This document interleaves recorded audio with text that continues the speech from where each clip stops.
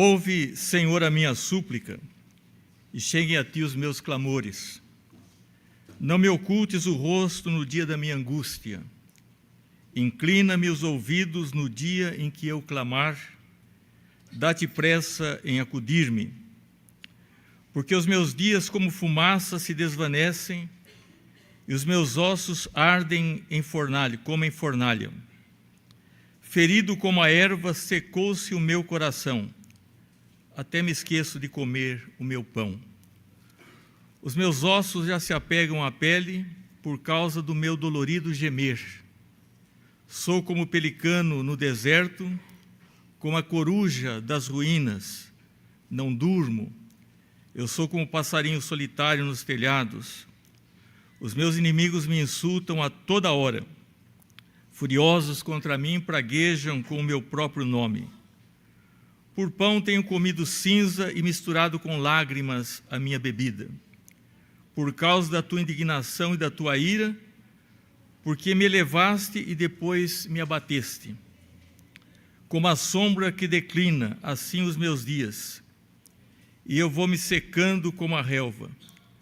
Tu, porém, Senhor, permaneces para sempre, e a memória do teu nome de geração em geração.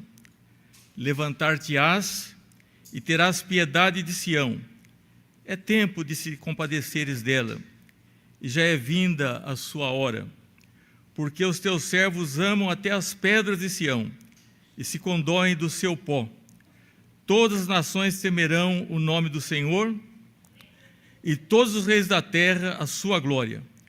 Porque o Senhor edificou a Sião, apareceu a sua glória, atendeu a oração do desamparado, e não lhe desdenhou as preces.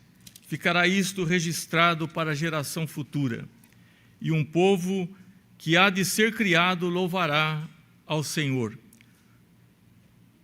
Que o Senhor do alto do seu santuário desde os céus baixou vistas à terra, para ouvir o gemido dos cativos e libertar os condenados à morte, a fim de que seja anunciado em Sião o nome do Senhor e o seu louvor em Jerusalém. Quando se reunirem os povos e os reinos para servirem ao Senhor, ele me abateu a força do caminho e me abreviou os dias. Dizia eu, Deus meu, não me leves na metade de minha vida, tu cujos anos se estendem por todas as gerações. Em tempos remotos lançaste os fundamentos da terra, e os céus são obra das tuas mãos. Eles perecerão, mas tu permaneces. Todos eles envelhecerão como uma veste, como roupas mudarás, e serão mudados. Tu, porém, és sempre o mesmo, e os teus anos jamais terão fim. Os filhos dos teus servos habitarão seguros, e diante de ti se estabelecerá a sua descendência.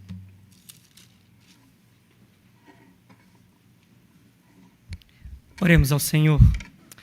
Senhor, que na leitura das Sagradas Escrituras o teu povo seja edificado, sabendo que é dela que provém, ó Pai, inspirada pelo Santo Espírito, iluminado por ele, ó Pai, todo o conhecimento necessário à nossa existência. Obrigado pela vida do teu servo, que ele seja instrumento do Senhor para esclarecimento e aplicação das verdades aqui contidas, e que diante da grandeza da tua palavra, a nossa segunda-feira não seja a mesma, mas sejamos pessoas transformadas pelo impacto das Sagradas Escrituras. Esta é a minha oração, em nome de Jesus, atestado pela Bíblia. Amém e amém.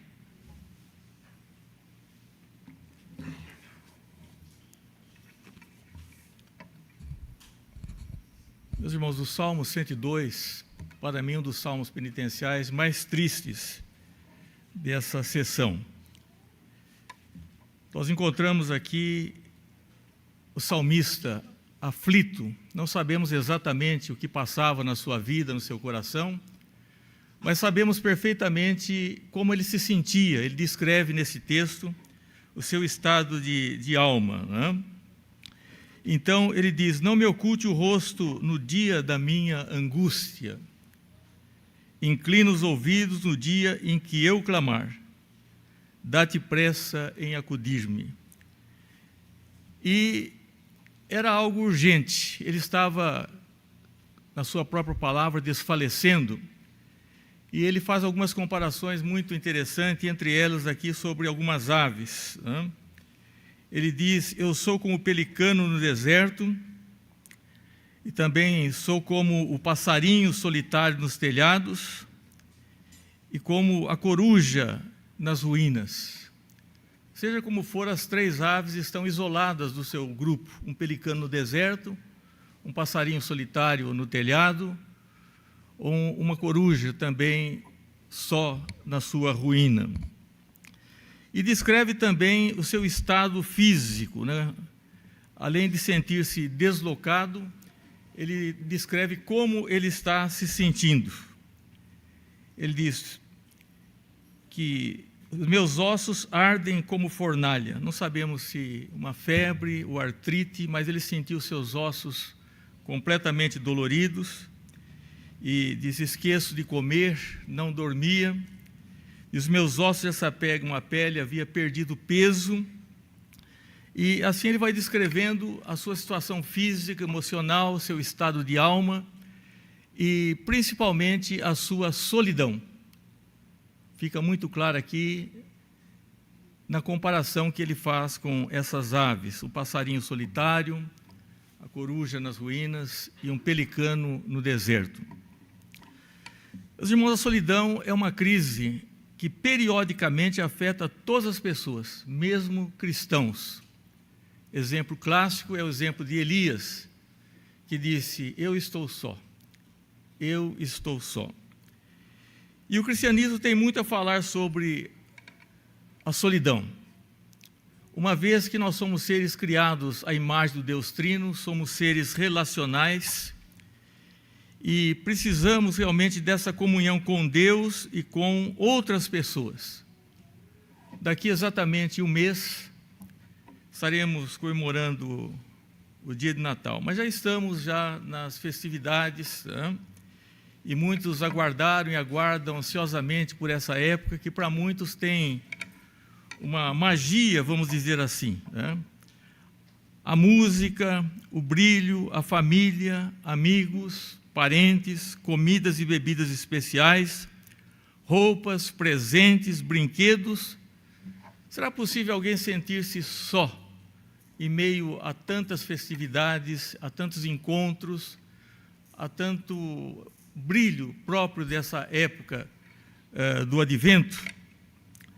Então, nós achamos que sim. Aliás, entendemos que sim. E também dizer, principalmente, talvez aos mais jovens, que a vida, a rede social não é o mesmo sinônimo de vida social.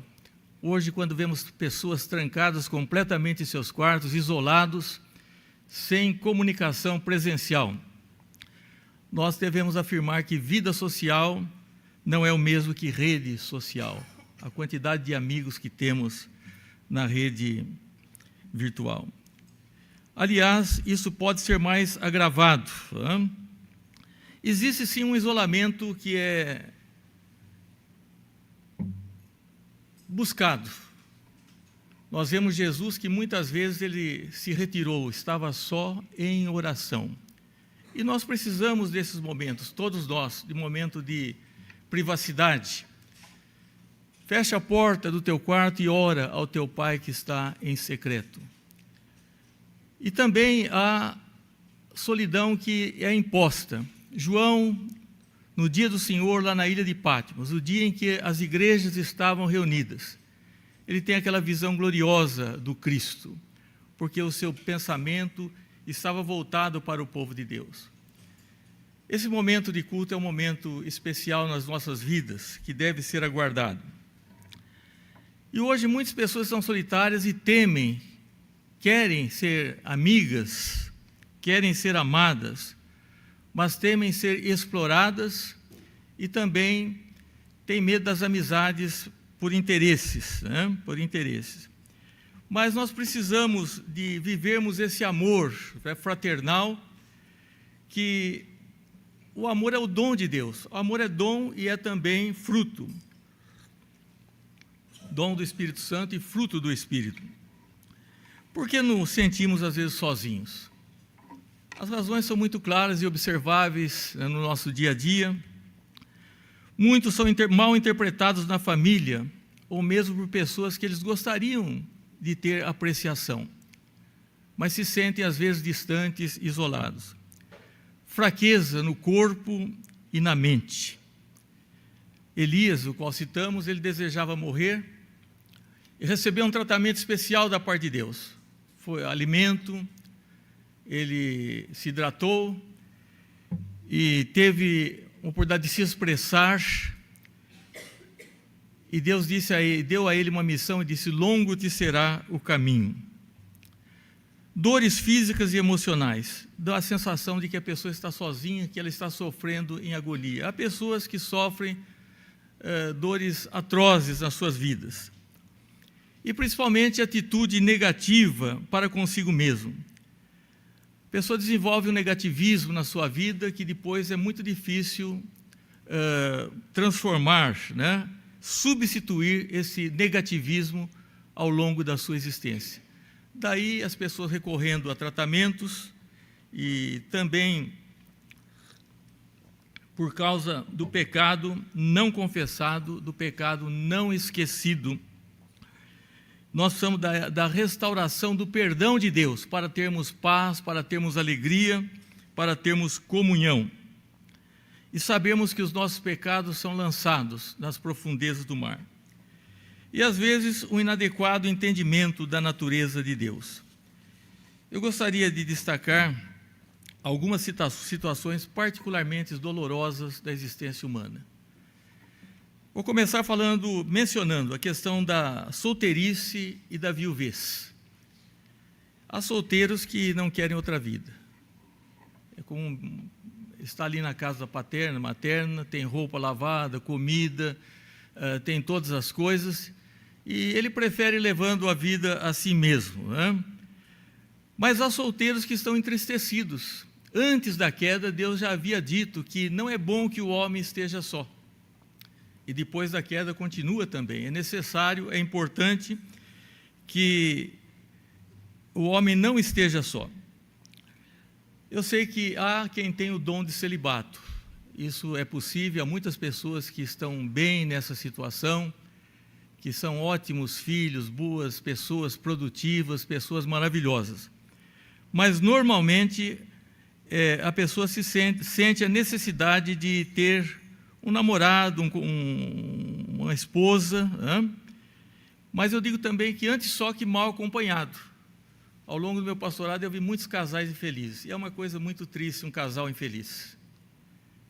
A repercussão que isso traz na vida dos filhos, na vida da igreja, principalmente na própria família. Então, por isso a Bíblia diz que aqueles que se unam-se no Senhor. Mas não tenho dúvidas, irmãos, que nessa época de festas muitas pessoas estarão sozinhas, né? E esse tempo agrava muito mais essa solidão, esse sentimento de solidão. Há uma outra solidão que nós podemos chamar de solidão do sucesso. Se as coisas começam a dar certo na vida de uma pessoa, ele, por exemplo, consegue ter uma boa família, consegue um bom emprego, um bom salário, uma casa, muitos não vão se alegrar. Hoje está muito fácil encontrar alguém para chorar conosco, mas muito difícil encontrar alguém para se alegrar conosco. Então, quando alguma coisa na sua vida começa a melhorar, muitos poderão abandoná-lo. Nós estamos acostumados a ler a Bíblia e algumas partes assim históricas, não é? O grande problema de Saul não foi Golias, que o ameaçou, que o humilhou. O grande problema de Golias foi Davi. Davi, à medida que Davi vai crescendo e vai sendo bem-sucedido de acordo com os planos de Deus, isso importunou realmente a Saul. Então, a solidão do sucesso. E nós devemos aprender também a alegrarmos-nos com aqueles que se alegram. A solidão do enfermo, doente sem alguém para cuidar, né? Há um texto que Jesus deu: estive enfermo e foste visitar-me. Mas é muito importante, é uma arte fazer a visita. Há visitas que são prejudiciais, e é preciso muito cuidado. Há visitas que são desastrosas para o enfermo. A pessoa vai lá e quer contar da sua doença, e o seu problema maior, e dizendo sobre a gravidade, dizendo coisas. Quando a palavra é apropriada, é como maçãs de ouro em salvos de prata. Uma palavra faz bem, né? A palavra ajuda quando a pessoa está enferma, está enfraquecida, está entristecida, está solitária. É melhor não falarmos que falarmos coisas impróprias e inadequadas. Mas devemos pedir sabedoria a Deus. Aliás, devemos aprender a aplicar a palavra de Deus às situações. Não dizendo uma quantidade de versículos enormes, a pessoa está cansada, está doente, ou levantar problemas polêmicos, mas uma palavra própria, uma palavra vinda de Deus. A solidão do divórcio. Nós temos muitos divórcios atualmente e a tendência é aumentar. E há duas exceções apenas, né, que nós entendemos nas Escrituras, que é o caso de adultério e o abandono irreversível. No caso de adultério, ainda pode haver perdão. Tem muitos lares pessoas que conseguiram superar e recompor em suas vidas, né? Mas é algo tão difícil que as próprias Escrituras admitem essa exceção. E no caso do abandono irreversível, não significa que a pessoa tenha que sair de casa. Há pessoas que são abandonadas dentro do seu próprio lar. Pessoas são agredidas verbalmente, humilhadas, né? E são os casos excepcionais, mas não é isso que tem acontecido na prática. Nós estamos vendo a quantidade de divórcios, e para muitas pessoas, para uma das partes, é como se fosse a morte, né? É algo muito doloroso, e a Escritura se pronuncia sobre isso. A solidão da morte, a triste situação, no caso da morte. Porque quando você morrer, no momento ali, você é o momento mais solitário da sua vida. Se você estiver lúcido, pode estar ali um padre, um pastor, familiares, pode as pessoas segurarem a sua mão, mas é algo personalíssimo, é a sua morte. E por isso nós temos que ter textos importantes das Escrituras na nossa vida. Um deles, maravilhoso para mim, é o Salmo 23, que me acompanha desde a minha infância, né? Não temerei mal algum, porque tu estás comigo, tu estás comigo.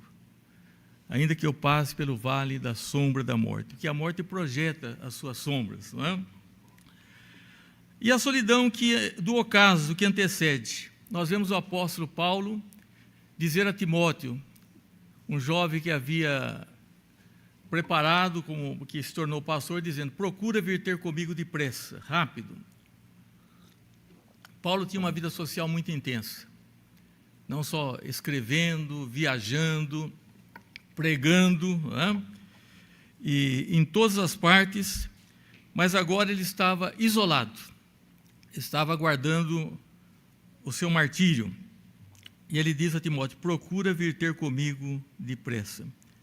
As pessoas que sentem que o tempo da sua partida se aproxima, precisam. Esse é um ministério que as igrejas mantêm, de um apoio, né, de diálogo, de oração, de conforto. E, por fim, a solidão do pecado. Quero citar com a solidão do pecado o caso de Judas Iscariotes, né, que quando ele viu que Jesus foi condenado, ele entrou em desespero e foi falar com os sacerdotes, para os quais havia vendido Jesus por 30 moedas de prata.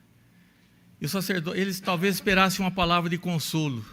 E os sacerdotes disseram a ele: isso é contigo, nós não temos nada, isso é contigo, você recebeu a sua paga. Então ele tomou aquele saquetel de dinheiro, as 30 moedas, e jogou, né, dentro do templo. E era um momento de solidão. Talvez você diga assim: eu não tenho sentido a solidão do pecado, mas a Bíblia diz: o vosso pecado vos achará. O vosso pecado vos achará. E só existe uma maneira segura de enfrentarmos isso. É crermos que Jesus é o único caminho para o céu, cuja morte na cruz, através do seu sangue derramado, nos purifica de todo o pecado. Não há outro nome. Nós temos que ter plena confiança na pessoa e na obra de Jesus. Uma coisa que vai fazer o inferno ser inferno é a solidão, viver eternamente separado de Deus. Essas são situações dolorosas, as quais eu citei algumas. Quero citar algumas situações dolorosas, duas pelo menos, da vida de Jesus.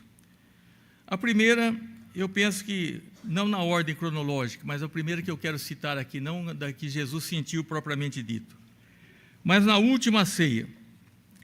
Momentos antes, eles estavam discutindo entre eles quem seria o maior deles. Não haviam aprendido nada daquele que é manso e humilde de coração.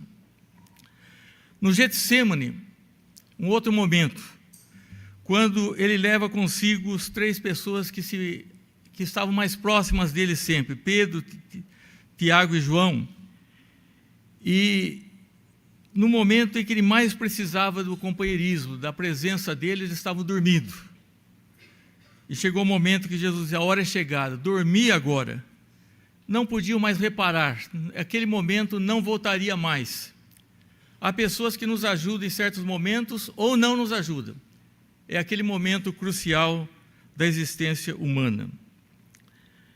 E ele sabia que morreria só e sentiu o frio da solidez. Sentiu o frio da solidão. E ele experimentou todas estas coisas. E lá em Hebreus nos diz: por isso mesmo, convinha que em todas as coisas se tornasse semelhante aos irmãos, para ser misericordioso e fiel sumo sacerdote nas coisas referentes a Deus, e para fazer propiciação pelos pecados do povo, pois naquilo que ele mesmo sofreu, tendo sido tentado, é poderoso para socorrer os que são tentados. Por isso que Jesus sentiu solidão ao extremo. E ele é poderoso, e ele pode nos ajudar nesses momentos de solidão. Então é a ele a quem nós vamos recorrer. Ele experimentou solidão, eu vou dizer aqui uns outros acontecimentos, quando ele foi mal entendido no seio da sua família. Eu não sei se muitos prestaram atenção, mas lá em Marcos 3, 20 e 21, diz que seus parentes foram para prendê-lo. Eles achavam que Jesus estava fora de si, porque ele se entregou totalmente, né, à obra para a qual vieram. Foi rejeitado na sua cidade. Quando ele toma ali o livro da lei e lê, as pessoas estavam fitadas dele, estavam maravilhadas, o Espírito Santo estava agindo, mas não tardou para que eles menosprezassem a Jesus. E dissessem: nós conhecemos seus pais, conhecemos seus irmãos, ele é daqui do nosso meio, né? E Jesus disse: nenhum profeta é bem recebido na sua própria casa. Foi traído por um dos seus amigos mais íntimos. Na hora da traição, ele disse a Judas Iscariotes: amigo, aqui vieste. Amigo, aqui vieste. E num tempo de grande estresse, quando precisava da oração, todos foram dormir. E quando preso por homens ímpios, todos o abandonaram, exceto Pedro, que o seguia de longe, mas também não estava ali.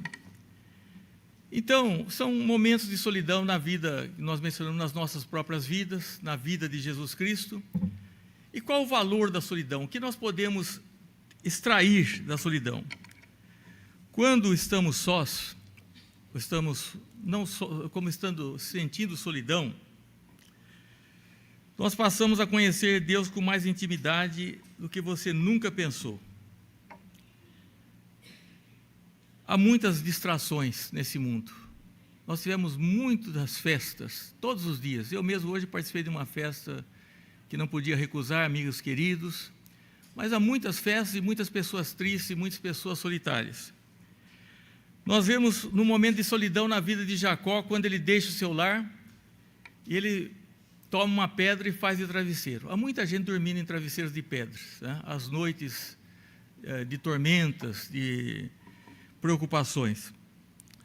E ali ele tem uma visão naquele dia, porque ele estava tão solitário, deixando a casa paterna, em circunstâncias adversas, e nessa solidão ele gozou de uma intimidade com Deus. E ele vê uma escada que toca da terra aos céus. Os anjos subiam e desciam, e ele então ali, ele diz: quão temível é esse lugar, é a casa de Deus, a porta dos céus. De fato o Senhor está nesse lugar, e eu não sabia. Não sabia porque antes estava vivendo uma vida muito diferente, mas quando ele teve que enfrentar problemas e solidão, ele dormindo num travesseiro de pedra, ele diz: o Senhor está aqui, o Senhor está presente. Às vezes nós não temos tempo para estarmos a sós com Deus, de buscá-lo em oração, mas nesse dia Jacó teve essa experiência e disse: quão temível é este lugar, é a casa de Deus, a porta dos céus. De fato o Senhor está nesse lugar e eu não sabia. Quem sabe você sentiu isso lá no interior de um hospital, de uma viagem. Eu me lembro quando missionário, numa véspera de Natal, eu estava vindo de um lugar chamado Ruguarriva, um lugar bastante, um sertão mesmo, né, à noite, e eu comecei a pensar: será que alguém se lembra de mim aqui? Um pensamento egoísta, até tolo, né? Sozinho. Era cedo ainda, minha esposa estava em casa, nós íamos encontrar para depois sairmos ainda. E naquele dia eu me senti tão só, mas de repente eu senti muito a presença de Deus. Hoje nós estamos nós somos viciados na tela, nas festas, em tantas coisas, e perdemos esse senso dessa comunhão com Deus, a necessidade. Jesus caminhou muitas vezes só.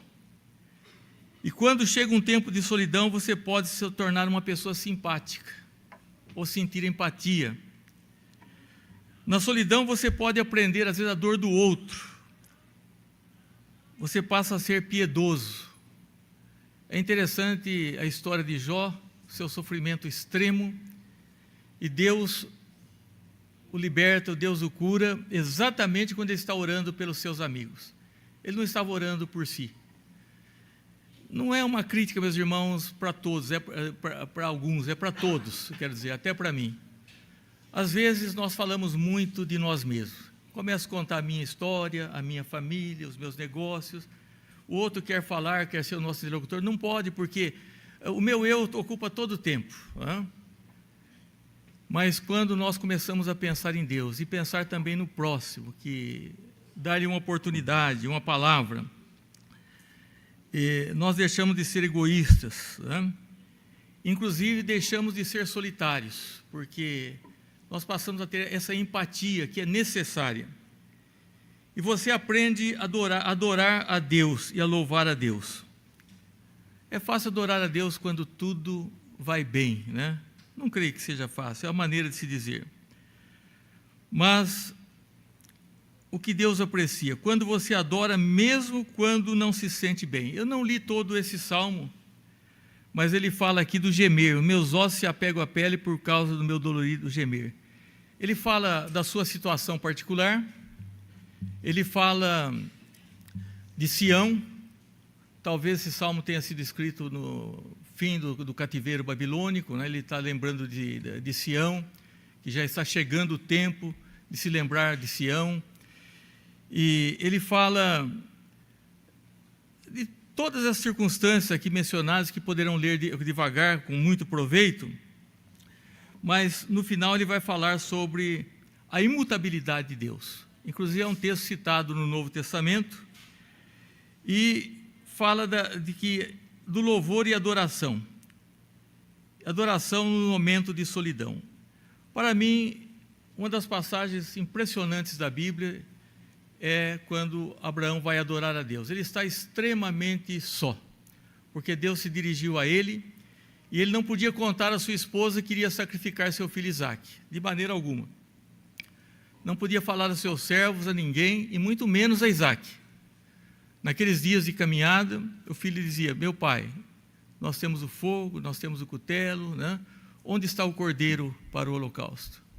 Deus proverá para si meu filho. Deus proverá para si. Adoração, hoje as pessoas gostam muito de eventos, viajam e shows, né? Eu creio que é um nome, para mim, pavoroso isso, né? Porque o grande show, grande atração do cristianismo deve ser Cristo.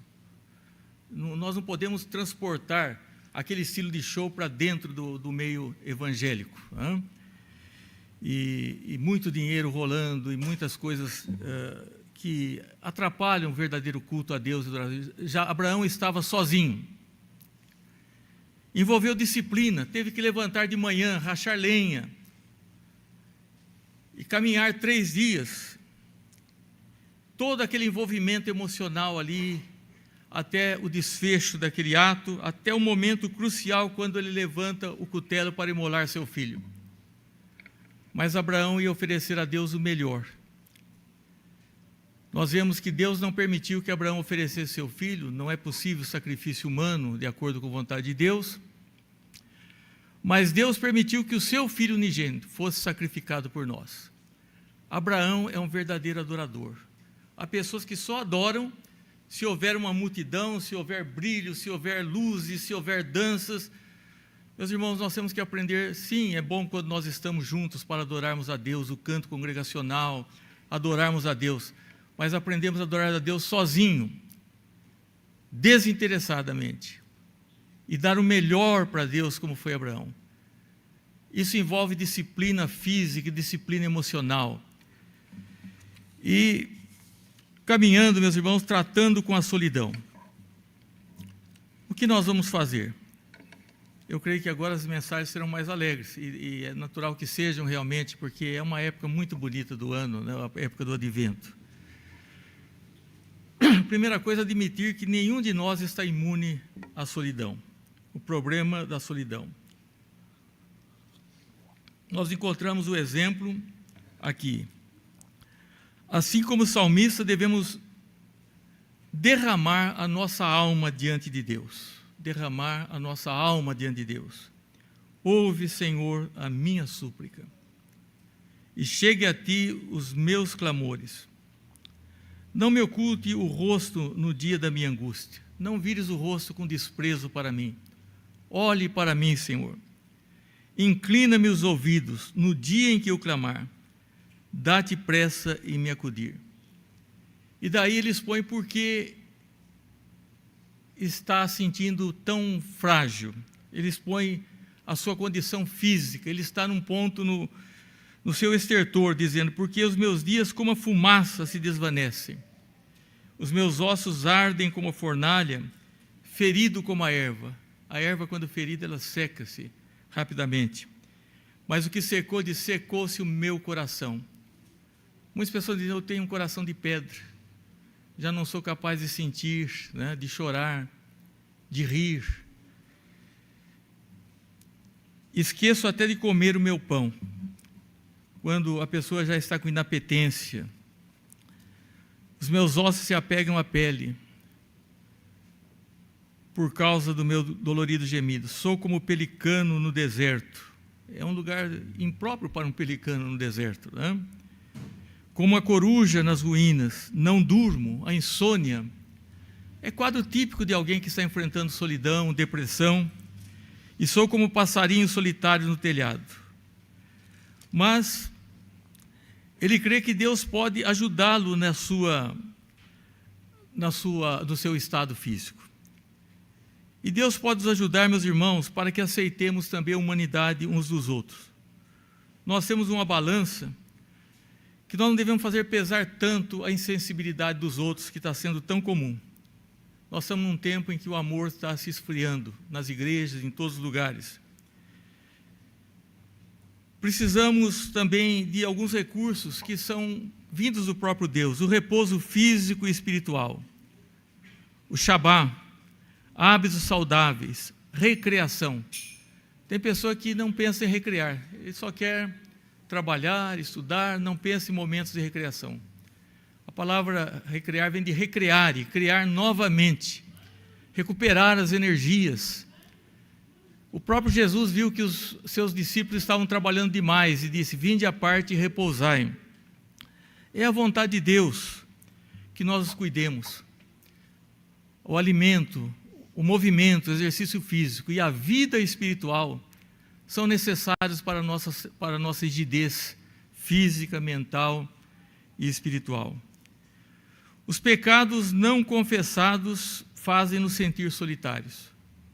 Quem não conhece o Salmo que diz: enquanto me calei os meus pecados, envelheceram os meus ossos pelos meus constantes gemidos todo dia.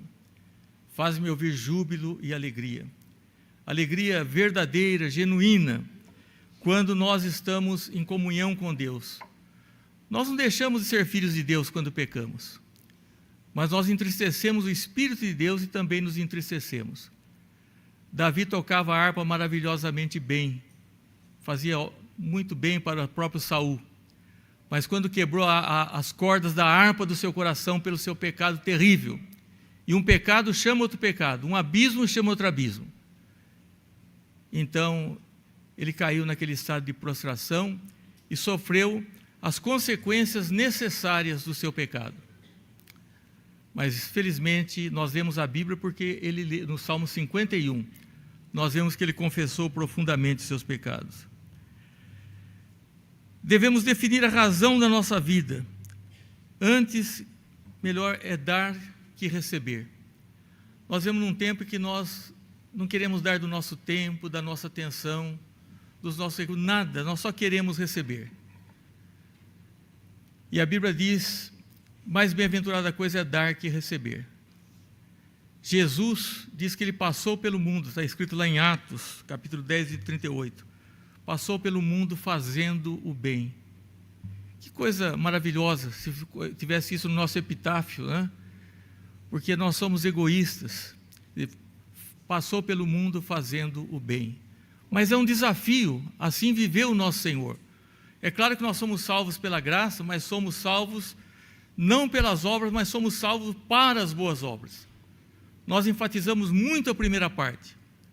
Salvo não pelas obras, mas a Bíblia diz que nós somos salvos para as boas obras. Nós temos que descobrir o que nós podemos fazer. E eu creio que uma das coisas que nós podemos fazer nesse tempo é buscarmos aquelas pessoas que estão solitárias.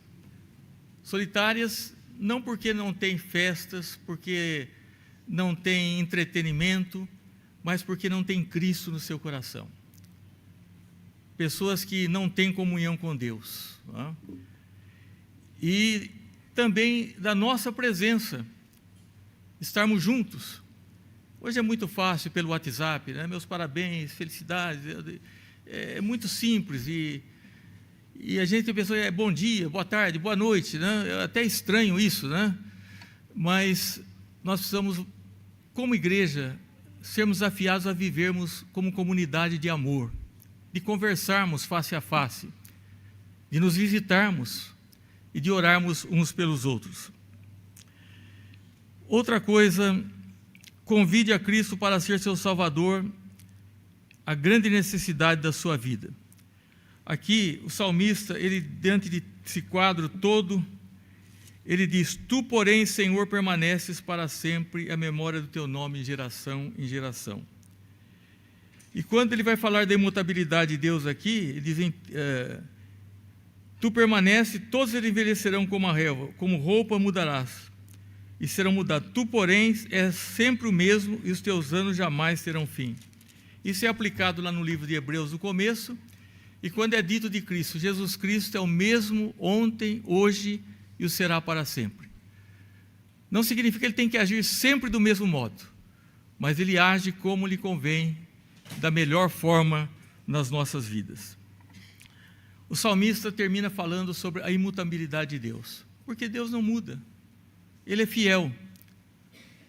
O ser humano é inconstante, é falho. Dormiram quando Jesus precisava deles estar com eles.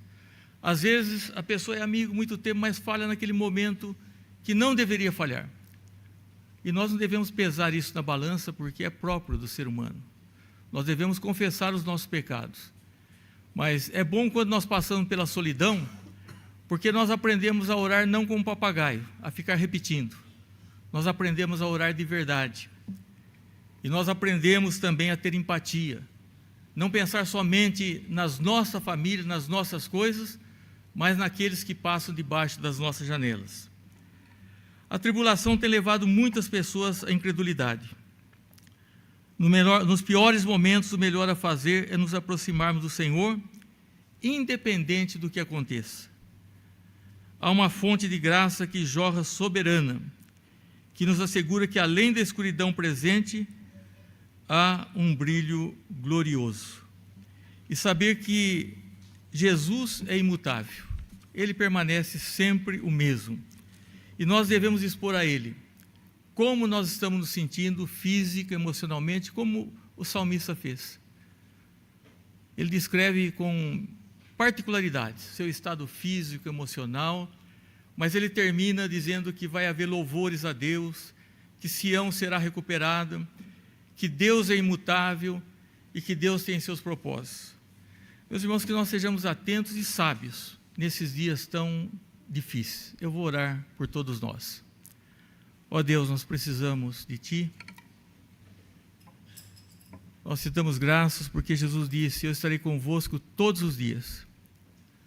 Mas nós muitas vezes estamos distraídos, desatentos, rebeldes, e precisamos que o Teu Espírito nos transforme, para que saibamos derramar as nossas almas diante de Ti, para que possamos transformar as nossas atitudes pessoais, da família, da igreja, e para que creiamos, ó Deus, que Tu permaneces para sempre, e nós podemos encontrar em Ti a rocha dos séculos, e o Teu amor já provado na pessoa de Jesus Cristo, e o Teu Espírito Santo, que é o Consolador, e que nos concede o fruto, o amor, a alegria, a paz, a benignidade, todos esses frutos enumerados, ó Deus, da Tua palavra.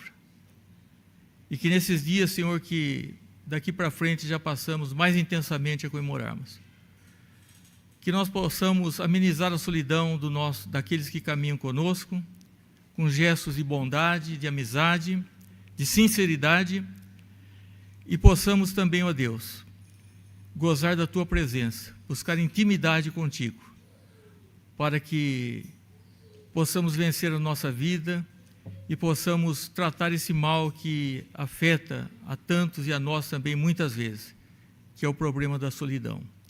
Oramos em nome de Jesus. Amém, Senhor.